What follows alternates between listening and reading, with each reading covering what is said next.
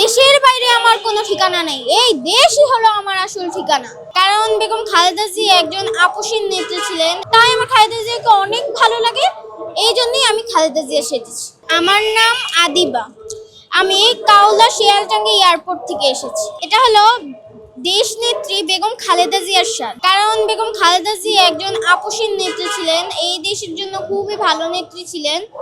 তিনি তার মৃত্যুর আগ পর্যন্ত এই দেশ এবং এই দেশবাসী নিয়েই কল্যাণময় চিন্তা করেছে, তাই আমার খালেদা জিয়াকে অনেক ভালো লাগে, এই জন্যই আমি খালেদা জিয়া সেজেছি। যে আমি শুনেছিলাম তার মধ্যে অন্যতম দুইটি ভাষণ আমার এখনো মনে আছে। দেশের বাইরে আমার কোনো ঠিকানা নেই, এই দেশই হলো আমার আসল ঠিকানা।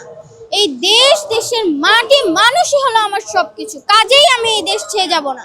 আমি কোনো দলের নেত্রী নই, আমি বাংলাদেশের নেত্রী। একটা হলো, এই আপনাদের মেয়েরা এত ঝগড়া করে কেন?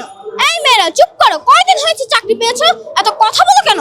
সেটা হলো আমার বাবাই সবচেয়ে আমাকে সহযোগিতা করেছে এবং অনুপ্রেরণা করেছে, এবং আমার মা আমাকে এই সাজটা সাজিয়ে দিয়েছে। আজকে আমি এই সাজে ধানমন্ডি গিয়েছিলাম, ওখানে তারেক রহমানের সাথে দেখা করতে গিয়েছিলাম।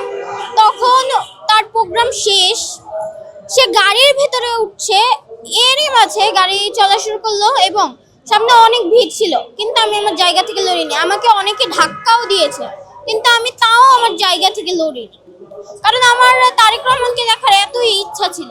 তারেক রহমান আমাকে দেখেছেন এবং হাত দিয়ে হাইও বলেছে। আমি অনেক খুশি হয়েছি, এবং গাড়িটা যখন আমার অনেক কাছাকাছি ছিল তখন তারেক রহমান হাতের ইশারা দিয়ে আমাকে বুঝিয়েছেন যে সরো।